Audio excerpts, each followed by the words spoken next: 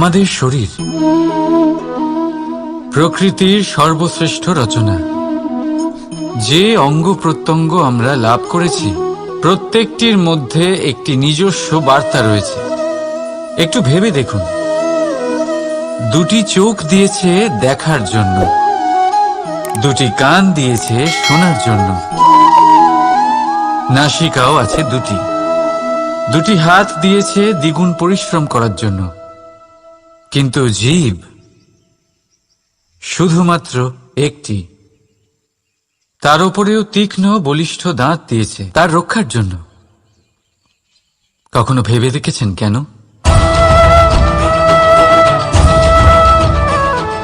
কারণ শব্দ আর শব্দের প্রয়োগ মানুষের সবচেয়ে বড় অস্ত্র, যার প্রয়োগ যত ভেবেচিন্তে করা যায় মানুষ তার জীবনে ততটাই উপরে উঠতে পারে। তাহলে মনে রাখুন, দেখুন, শুনুন আর বুঝুন বেশি, বলুন কম। রাধা রাধা। আমরা সকলে শক্তি অনুভব করতে চাই। এবার যদি আপনাকে জিজ্ঞেস করা হয় যে সবথেকে বেশি শক্তির অনুভব কোথা থেকে করা সম্ভব, তখন কেউ কেউ বলবেন পুষ্টিকর আহার গ্রহণ করলে, ব্যায়াম করলে, কেউ বলবেন ধন লাভ করলে, বন্ধুদের থেকে, পরিবারের থেকে, আদি ইত্যাদি। এইভাবে আপনি শক্তির অনুভব অবশ্যই করতে পারেন, কিন্তু সবথেকে বেশি শক্তির অনুভব যদি আপনি করতে চান তাহলে তা পাবেন শুধু একতার দ্বারা, সংগঠনের দ্বারা। যদি আপনাকে উদাহরণ দিই, নিজের এই হাতটাকে দেখুন, 5টা আঙুল রয়েছে। কোনো একটা বস্তুকে নিজের একটা আঙুল দ্বারা তুলে ধরার চেষ্টা করে দেখুন, বড়ই কষ্ট হবে। তখন আপনি বুঝতে পারবেন যখন এই 5টি আঙুল একত্রিত হয় তখন কোনো কাজ কতটা সহজ হতে পারে। এটাই হলো শক্তি, একতার। সব থেকে ভালো উদাহরণ যদি আপনাকে দিই তাহলে বাঁশি। এই বাঁশি থেকে অত্যন্ত মধুর সুর নির্গত হয় যা সবার মন প্রসন্ন করে দেয়। এই কথা সত্যি, কিন্তু এই বাঁশি আমি একটা বা দুটো আঙুল দিয়ে বাজাতে পারবো না। আমাকে প্রত্যেকটা আঙুল ব্যবহার করতেই হবে, তবেই এর থেকে মধুর সুর নির্গত হবে যা সকলকে প্রসন্ন করবে, ঠিক কিনা? ঠিক এইভাবেই যদি আপনি চান যে আপনার জীবনরূপী বাঁশি থেকেও মধুর সুর নির্গত হোক বা সবার মনকে প্রসন্ন করে তুলুক, তাহলে আপনাকেও জীবনে একতা নিয়ে আসতেই হবে। আপনি একাও কর্ম করতে পারেন, পথ চলতেও পারেন, সামনেও এগোতে পারেন, সাফল্যও লাভ করতে পারেন। কিন্তু যখন সকলে একসাথে এগোবেন, সেই পথে চলবেন, সেই কর্মই করবেন, তখন লক্ষ্যে অবশ্যই পৌঁছবেন, সাফল্য অবশ্যই লাভ করবেন। কিন্তু সেই সাফল্য এবং তার আনন্দর সংমিশ্রণটাই একটু অন্যরকম হবে। তাই জীবনে ঐক্যবদ্ধ হন, একসাথে মিলে এগোতে থাকুন, আর আমার সাথে ভালোবেসে বলুন রাধা রাধা। মানুষ ভাবেন যে ধন অর্জন করা হলো অত্যন্ত গুরুত্বপূর্ণ। তিনি আজীবন ধন অর্জন করতে থাকেন, ধন অর্জন করার চেষ্টা করতে থাকেন। সে যাই হয়ে যাক না কেন, পরিশ্রম করতে থাকেন। স্বাস্থ্যের দিকে নজর দেন না, না উচিত সময় খাবার খান, না উচিত সময় ঘুমোতে যান, না পর্যাপ্ত সময় পর্যন্ত ঘুমন, কিছুই না। ধন অর্জন করতেই থাকেন, করতেই থাকেন। আর কিছু সময় পরে যখন তিনি অসংখ্য ধন লাভ করে ফেলেন, তখন তার সাথে ওনার শরীরে অনেক রোগ বাসা বাঁধে। এইসব রোগের উপচার করতে করতে সেই সমস্ত ধন যা উনি অর্জন করেছেন তা তিনি ব্যয় করে ফেলেন। শেষ পর্যন্ত কি হয়? আমরা যেভাবে এসেছি ঠিক সেইভাবেই ফিরে যাই, ধন এখানেই থেকে যায়। দেখুন, একটা অত্যন্ত গুরুত্বপূর্ণ কথা রয়েছে যে আপনার বোঝা উচিত। এই যে ধন, তার ব্যবহার করুন জীবনকে আরো ভালো করে তোলার জন্য। ধনের সদ্ব্যবহার করা উচিত, এমন যেন না হয় এই ধন আপনাকে ভোগ করে ফেলে। এই জীবনকে নিশ্চিত রূপে আরো শ্রেষ্ঠ করে তুলুন। কিন্তু এই ধন অর্জন করার এই প্রক্রিয়াতে নিজের সারা জীবনকে নষ্ট করে ফেলবেন না। এই জীবন উপভোগ করতে শিখুন, আর আমার সাথে ভালোবেসে বলুন রাধা রাধা। কথায় আছে, অন্ধকারে প্রদীপ প্রজ্বলিত করলে চতুর্দিক আলোকিত হয়। কিন্তু যদি এই প্রদীপ আমি সূর্যের আলোর সম্মুখে সকালবেলায় প্রজ্বলিত করে রেখে দিই, তাহলে কি হবে? আপনি বলবেন যে এটা করে তো কোনো লাভই হলো না। সূর্যের প্রকাশের সামনে এই প্রদীপ আসলে কিছুই নয়। এবার এই চিন্তা ভাবনা প্রত্যেক দিন করতে হবে, আর একটা অমূল্য শিক্ষা পেতে হবে। মনে করুন যে আপনি মহাপুরুষের সামনে বসে আছেন, কোনো মহাজ্ঞানীর সামনে, তাহলে সেই ব্যক্তির সামনে নিজের জ্ঞানের প্রদীপ প্রজ্বলিত করবেন না, নীরব থাকুন, আর সেই ব্যক্তির সূর্যের প্রকাশের মতো জ্ঞান প্রাপ্ত করুন। যতটা পারবেন জ্ঞান লাভ করুন। যদি এমন কোনো সময়, এমন কোনো স্থানে আপনি আছেন যেখানে চতুর্দিক অন্ধকার, কারোর কাছেই জ্ঞান নেই, সেখানে নিজের জ্ঞানের প্রদীপ প্রজ্বলিত করুন। এমন করলে দুদিক থেকেই আপনার লাভ হবে। আপনার জ্ঞান প্রাপ্তিও হবে, আর জ্ঞানের সঠিক প্রয়োগও করতে পারবেন। আর এই মন প্রসন্ন হয়ে বলবে, রাধা রাধা। মানুষের মধ্যে একটা বিচিত্র প্রবৃত্তি থাকে, অন্য সকলের বিষয়ে, তাদের জীবনের বিষয়ে, তাদের ব্যক্তিত্বের বিষয়ে, তাদের ভবিষ্যতের বিষয়ে অনুমান করা। এটা হলো অনুচিত। কারোর অতীতকালকে দেখে লোকে ভবিষ্যৎ বলে দিতে পারেন, বর্তমানকে দেখে ভবিষ্যতের বিষয়ে অনুমান করে ফেলেন। উদাহরণ দিতে হলে বলবো, কোনো দাসকে দেখুন, ওকে দেখে লোকে বলে যে ওর ভবিষ্যৎ সেটাই হতে পারে, অনুমান করে ফেলেন। আর এই রাজাকে দেখুন, উনি তো কত সুখী হবেন, উনি তো জগতের সব থেকে অধিক সুখী মানুষ, কত সুখ সুবিধা আছে ওনার কাছে, ধারণা করে ফেলেন। তবে সত্য তো এটাই যে কারোর ব্যক্তিত্বের বিষয়ে, তাদের ভবিষ্যতের বিষয়ে আপনি পূর্ণ সত্য কখনোই বলতে পারবেন না, শুধু অনুমান করতে পারবেন। আর এই অনুমান করে সত্যি কোনো লাভ হয় না, কারণ এই কাল সেটা হলো অত্যন্ত শক্তিশালী। কালো থেকে কালোতর কয়লাকেও হীরেতে পরিণত করতে পারে, অনেক বড় বড় রাজাকেও বিদূষক বানিয়ে ফেলতে পারে এক মুহূর্তেই। তাহলে আপনি অনুমান করে কি লাভ? কি পেলেন অনুমান করে? সেই জন্য কারোর বিষয়ে কোনো অনুমান করবেন না, তার ভবিষ্যতের বিষয়ে অনুমান করতে যাবেন না, কারোর বিষয়ে কোনো ধারণা করে নেবেন না। কিছু করতে হলে ভালোবাসুন, সবার মধ্যে ভালোবাসা ছড়ান, সবার মধ্যে ধন্যাত্মক ভাব ছড়ান। এই মন প্রসন্ন হয়ে বলবে, রাধা রাধা। কেউ বলে জীবন খুব ক্ষণস্থায়ী, কেউ বলে জীবন হলো একটা সুন্দর স্বপ্নের মতো, আবার কেউ বলবে জীবন হলো এক কঠোর সত্য। কিন্তু জীবন আসলে কি? জীবন হলো আপনারই প্রতিবিম্ব, একটা দর্পণ। অর্থাৎ আপনি জীবনকে সেইভাবেই পাবেন যেরকম আপনি নিজেকে প্রতিপন্ন করবেন।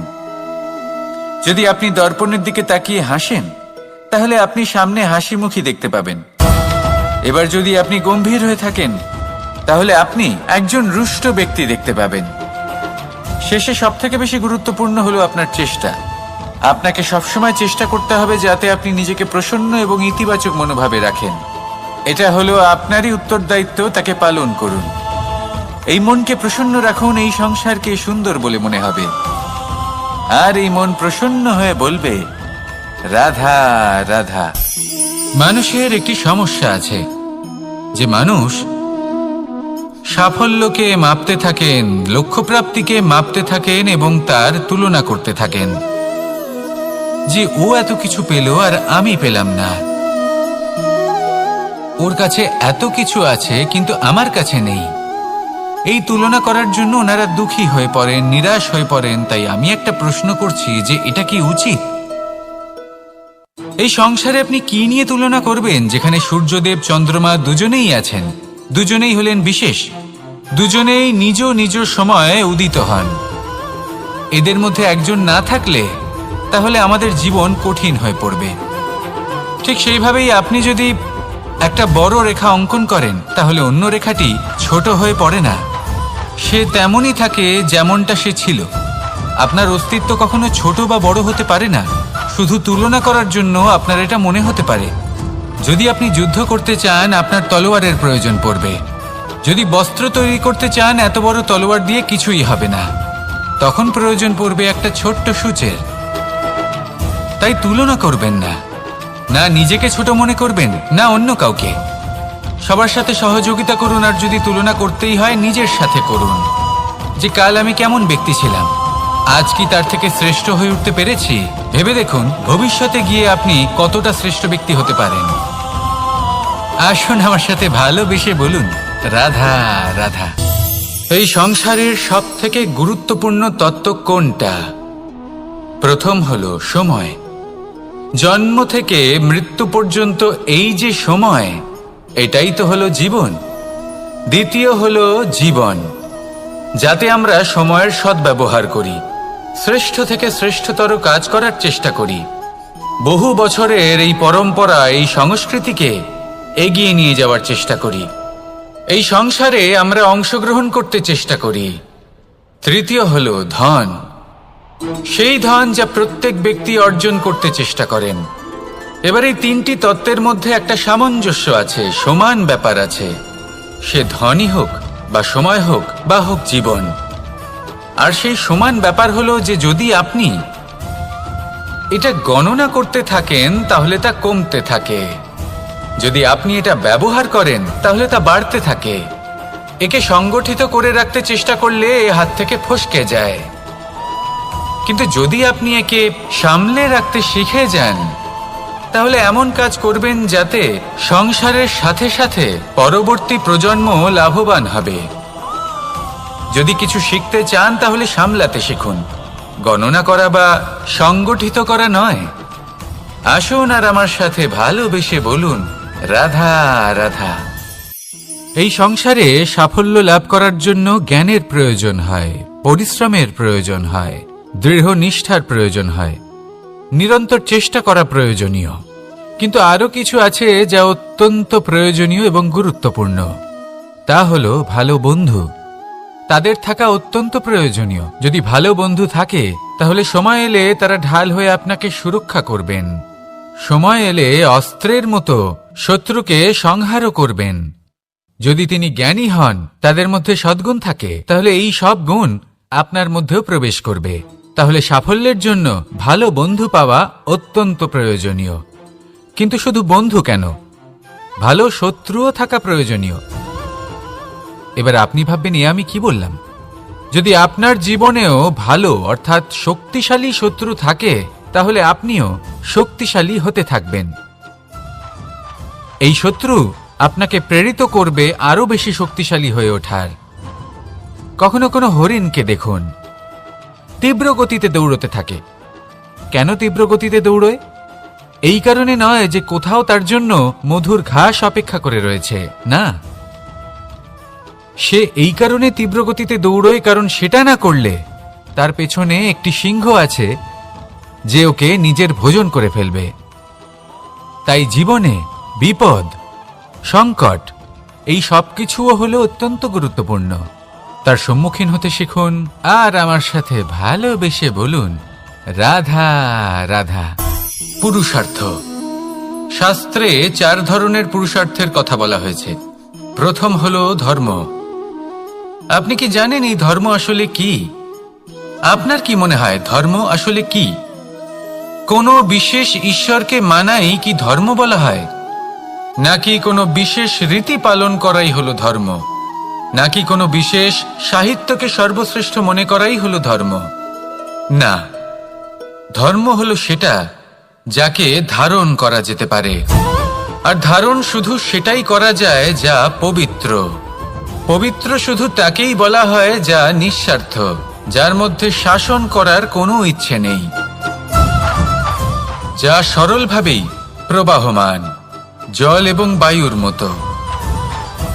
যখন কোনো ব্যক্তি ধর্মকে ধারণ করেন এবং সেই ধর্ম সেই ব্যক্তিকে রক্ষা করে, তখন তাকে ধর্ম বলা হয়। ধর্ম যা রক্ষা করে অহংকার থেকে, খারাপ চিন্তার হাত থেকে। সেই জন্য পুরুষার্থ গড়ে তোলার আগে, ধর্ম পালন করার আগে ধর্মের প্রকৃত অর্থ কি সেটা বুঝে নিন। এটা জেনে রাখুন যে সমস্ত ধর্মের আধার, সমস্ত ধর্মের ভিত শুধুমাত্র ভালোবাসা। আসুন আর এই ভালোবাসার সাথেই বলুন, রাধা রাধা।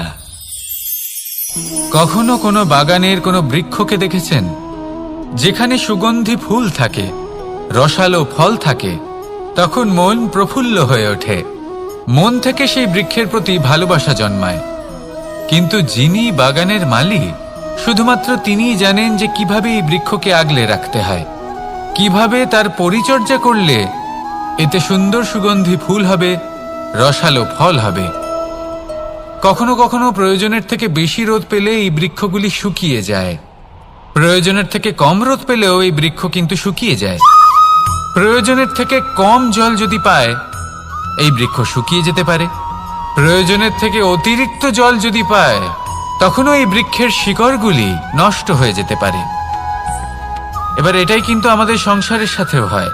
আমাদের সংসারের সকল প্রতিভাশালী ব্যক্তি, যেমন লেখক, বিচারক, প্রবক্তা, যোদ্ধা, এদের সবার ক্ষেত্রে এই কথাটাই প্রযোজ্য।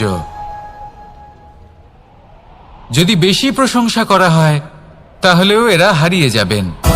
প্রয়োজনের থেকে বেশি যদি নিন্দা করা হয়, তখনও তারা নত হয়ে পড়বেন। তাহলে আজ আমি এদের রক্ষা করুন কাহিনী শোনাবো, নিজেদেরও। এটা কোনো মনে রাখবেন একটা দুজন বোন জাঁতাকলে গম পেশাই জেনে রাখুন কখন কোন নিন্দায় আপনি লজ্জিত হবেন ছিলেন। তিনি সময় সময় সেখান থেকে ছোট ছোট দানা তুলে নিজের মধ্যে বিষয়টা জাগ্রত করছিলেন।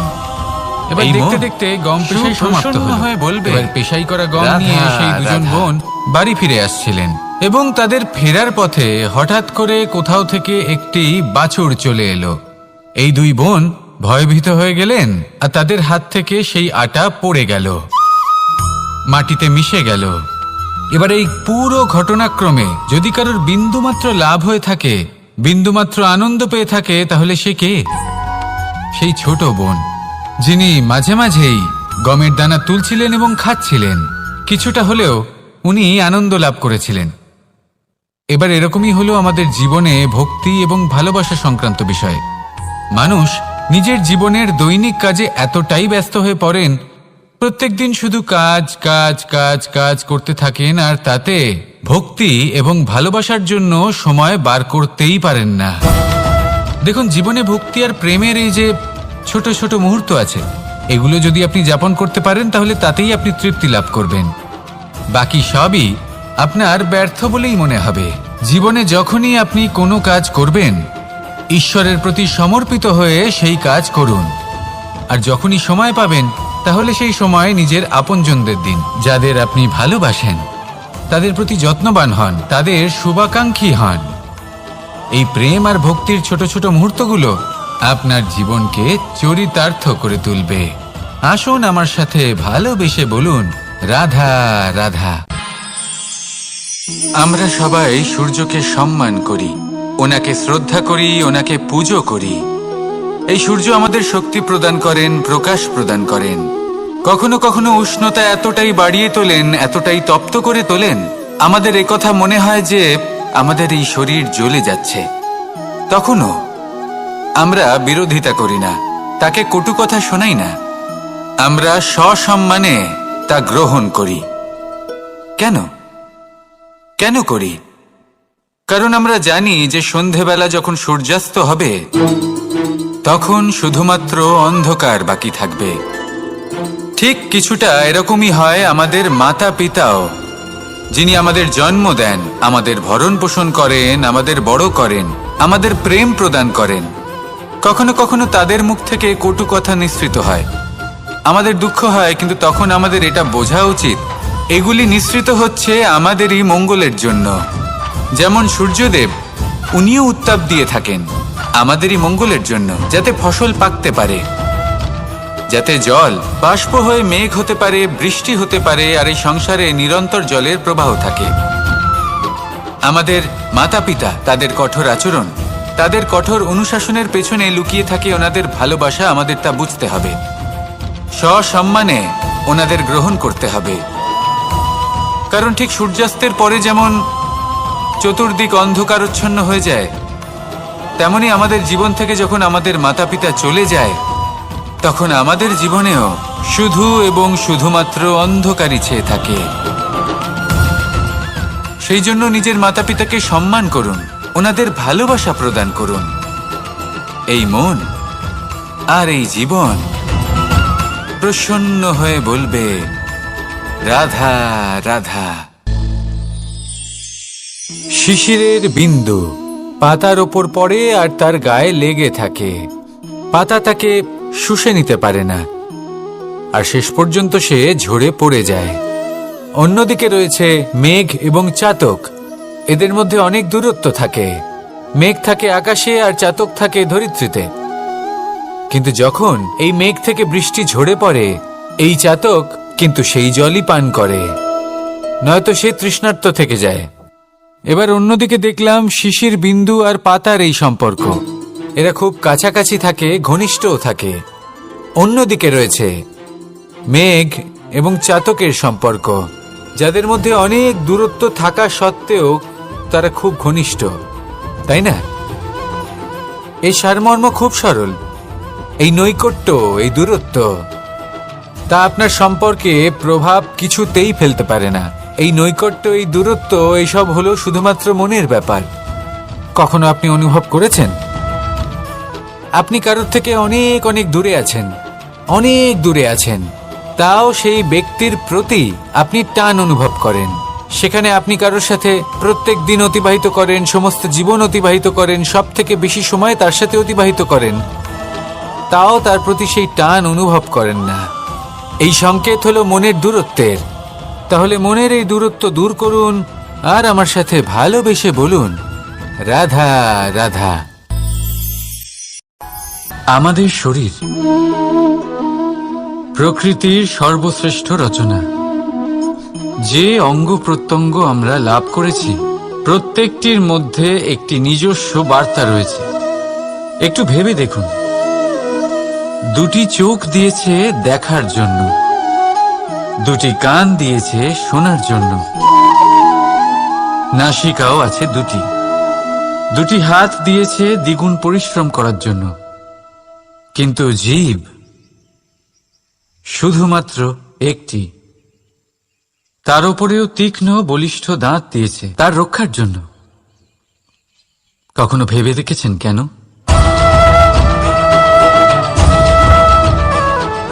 কারণ শব্দ আর শব্দের প্রয়োগ মানুষের সবচেয়ে বড় অস্ত্র, যার প্রয়োগ যত ভেবে চিন্তে করা যায়, মানুষ তার জীবনে ততটাই উপরে উঠতে পারে। তাহলে মনে রাখুন, দেখুন, শুনুন আর বুঝুন বেশি, বলুন কম। রাধা রাধা। আমরা সকলে শক্তি অনুভব করতে চাই। এবার যদি আপনাকে জিজ্ঞেস করা হয় যে সবথেকে বেশি শক্তির অনুভব কোথা থেকে করা সম্ভব, তখন কেউ কেউ বলবেন পুষ্টিকর আহার গ্রহণ করলে, ব্যায়াম করলে, কেউ বলবেন ধন লাভ করলে, বন্ধুদের থেকে, পরিবারের থেকে, আদি ইত্যাদি। এইভাবে আপনি শক্তির অনুভব অবশ্যই করতে পারেন, কিন্তু সবথেকে বেশি শক্তির অনুভব যদি আপনি করতে চান, তাহলে তা পাবেন শুধু একতার দ্বারা, সংগঠনের দ্বারা। যদি আপনাকে উদাহরণ দিই, নিজের এই হাতটাকে দেখুন, 5টা আঙুল রয়েছে। কোনো একটা বস্তুকে নিজের একটা আঙুল দ্বারা তুলে ধরার চেষ্টা করে দেখুন, বড়ই কষ্ট হবে। তখন আপনি বুঝতে পারবেন যখন এই 5টি আঙুল একত্রিত হয় তখন কোনো কাজ কতটা সহজ হতে পারে। এটাই হলো শক্তি, একতার। সব থেকে ভালো উদাহরণ যদি আপনাকে দিই, তাহলে বাঁশি। এই বাঁশি থেকে অত্যন্ত মধুর সুর নির্গত হয়, যা সবার মন প্রসন্ন করে দেয়। এই কথা সত্যি। কিন্তু এই বাঁশি আমি একটা বা দুটো আঙুল দিয়ে বাজাতে পারবো না। আমাকে প্রত্যেকটা আঙুল ব্যবহার করতেই হবে, তবেই এর থেকে মধুর সুর নির্গত হবে, যা সকলকে প্রসন্ন করবে। ঠিক কিনা? ঠিক এইভাবেই যদি আপনি চান যে আপনার জীবনরূপী বাঁশি থেকেও মধুর সুর নির্গত হোক বা সবার মনকে প্রসন্ন করে তুলুক, তাহলে আপনাকেও জীবনে একতা নিয়ে আসতেই হবে। আপনি একাও কর্ম করতে পারেন, পথ চলতেও পারেন, সামনেও এগোতে পারেন, সাফল্যও লাভ করতে পারেন। কিন্তু যখন সকলে একসাথে এগোবেন, সেই পথে চলবেন, সেই কর্মই করবেন, তখন লক্ষ্যে অবশ্যই পৌঁছবেন, সাফল্য অবশ্যই লাভ করবেন, কিন্তু সেই সাফল্য এবং তার আনন্দর সংমিশ্রণটাই একটু অন্যরকম হবে। তাই জীবনে ঐক্যবদ্ধ হন, একসাথে মিলে এগোতে থাকুন, আর আমার সাথে ভালোবেসে বলুন, রাধা রাধা। মানুষ ভাবেন যে ধন অর্জন করা হলো অত্যন্ত গুরুত্বপূর্ণ। তিনি আজীবন ধন অর্জন করতে থাকেন, ধন অর্জন করার চেষ্টা করতে থাকেন। সে যাই হয়ে যাক না কেন, পরিশ্রম করতে থাকেন। স্বাস্থ্যের দিকে নজর দেন না, না উচিত সময় খাবার খান, না উচিত সময় ঘুমোতে যান, না পর্যাপ্ত সময় পর্যন্ত ঘুমন, কিছুই না। ধন অর্জন করতেই থাকেন, করতেই থাকেন। আর কিছু সময় পরে যখন তিনি অসংখ্য ধন লাভ করে ফেলেন, তখন তার সাথে ওনার শরীরে অনেক রোগ বাসা বাঁধে। এইসব রোগের উপচার করতে করতে সেই সমস্ত ধন যা উনি অর্জন করেছেন তা তিনি ব্যয় করে ফেলেন। শেষ পর্যন্ত কি হয়? আমরা যেভাবে এসেছি ঠিক সেইভাবেই ফিরে যাই, ধন এখানেই থেকে যায়। দেখুন, একটা অত্যন্ত গুরুত্বপূর্ণ কথা রয়েছে যে আপনার বোঝা উচিত। এই যে ধন, তার ব্যবহার করুন জীবনকে আরো ভালো করে তোলার জন্য। ধনের সদ্ব্যবহার করা উচিত, এমন যেন না হয় এই ধন আপনাকে ভোগ করে ফেলে। এই জীবনকে নিশ্চিত রূপে আরো শ্রেষ্ঠ করে তুলুন, কিন্তু এই ধন অর্জন করার এই প্রক্রিয়াতে নিজের সারা জীবনকে নষ্ট করে ফেলবেন না। এই জীবন উপভোগ করতে শিখুন, আর আমার সাথে ভালোবেসে বলুন, রাধা রাধা। কথায় আছে, অন্ধকারে প্রদীপ প্রজ্বলিত করলে চতুর্দিক আলোকিত হয়। কিন্তু যদি এই প্রদীপ আমি সূর্যের আলোর সম্মুখে সকালবেলায় প্রজ্বলিত করে রেখে দিই, তাহলে কি হবে? আপনি বলবেন যে এটা করে তো কোনো লাভই হলো না। সূর্যের প্রকাশের সামনে এই প্রদীপ আসলে কিছুই নয়। এবার এই চিন্তা ভাবনা প্রত্যেক দিন করতে হবে, আর একটা অমূল্য শিক্ষা পেতে হবে। মনে করুন যে আপনি মহাপুরুষের সামনে বসে আছেন, কোনো মহাজ্ঞানীর সামনে।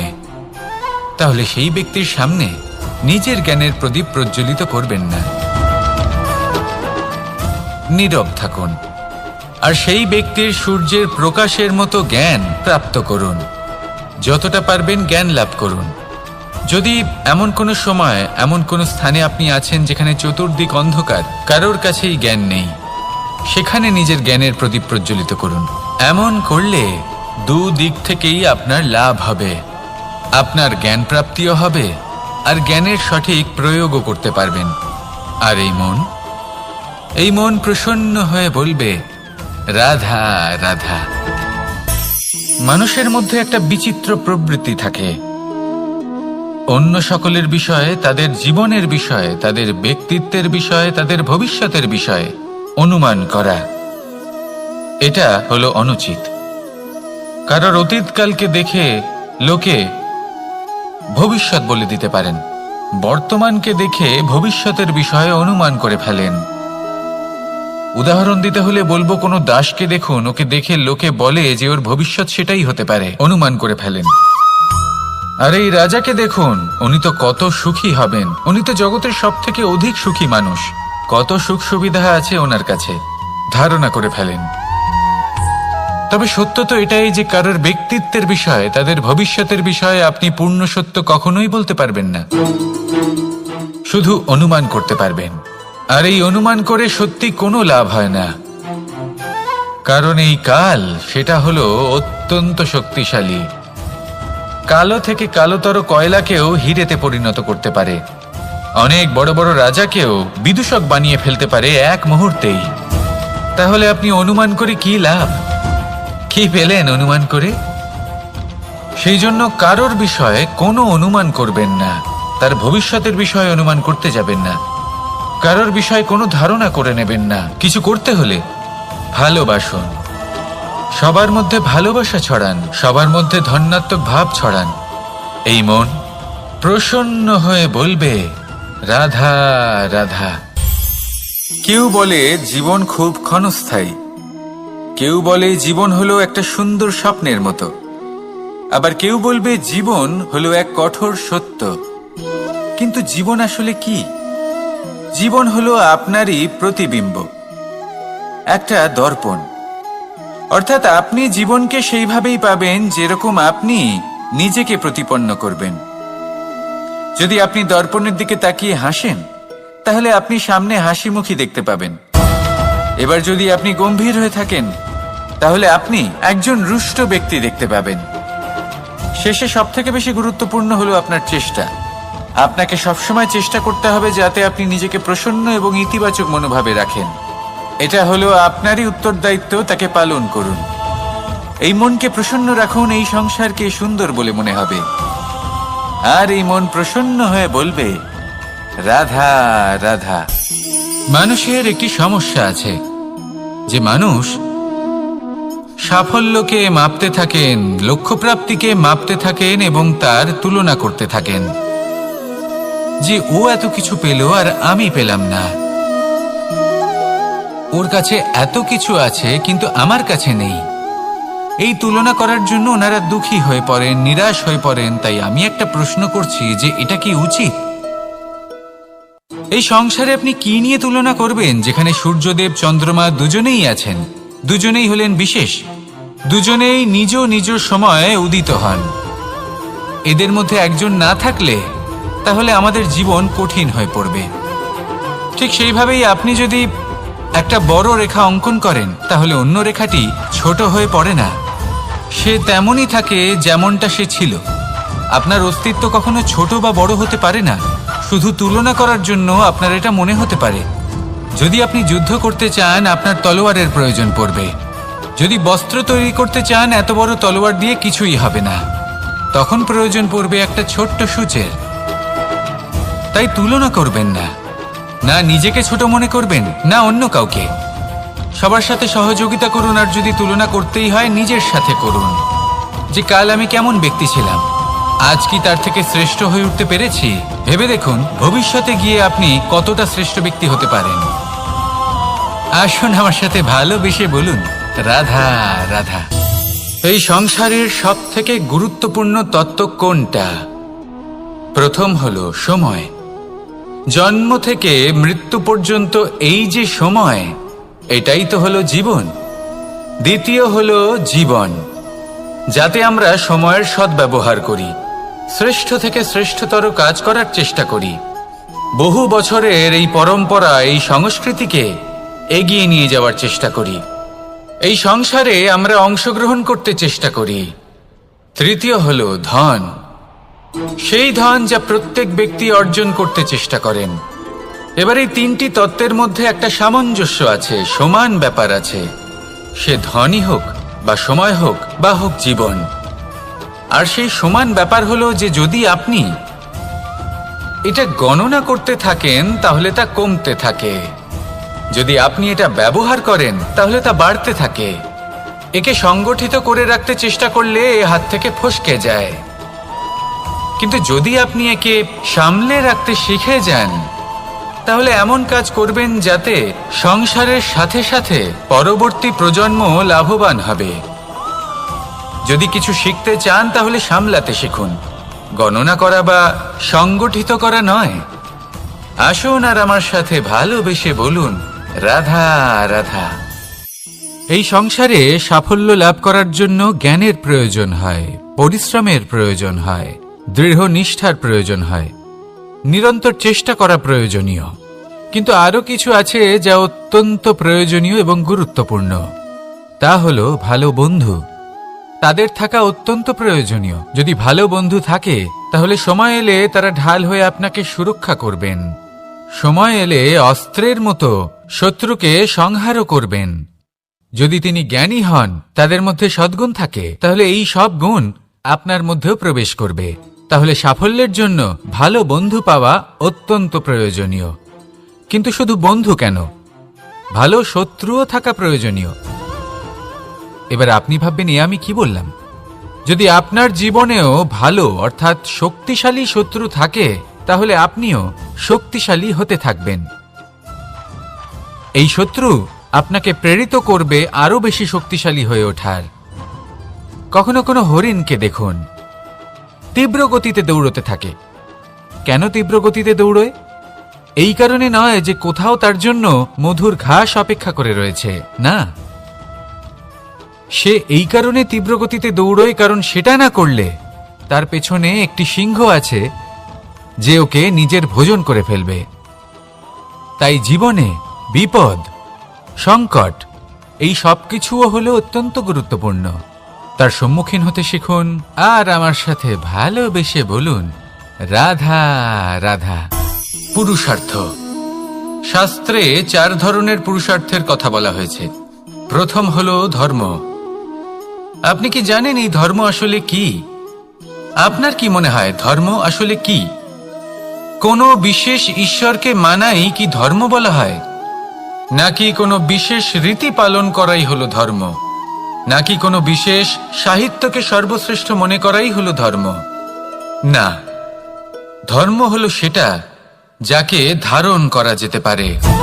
আর ধারণ শুধু সেটাই করা যায় যা পবিত্র। পবিত্র শুধু তাকেই বলা হয় যা নিঃস্বার্থ, যার মধ্যে শাসন করার কোনো ইচ্ছে নেই, যা সরলভাবেই প্রবাহমান, জল এবং বায়ুর মতো। যখন কোনো ব্যক্তি ধর্মকে ধারণ করেন এবং সেই ধর্ম সেই ব্যক্তিকে রক্ষা করে, তখন তাকে ধর্ম বলা হয়। ধর্ম যা রক্ষা করে অহংকার থেকে, খারাপ চিন্তার হাত থেকে। সেই জন্য পুরুষার্থ গড়ে তোলার আগে, ধর্ম পালন করার আগে ধর্মের প্রকৃত অর্থ কি সেটা বুঝে নিন। এটা জেনে রাখুন যে সমস্ত ধর্মের আধার, সমস্ত ধর্মের ভিত শুধুমাত্র ভালোবাসা।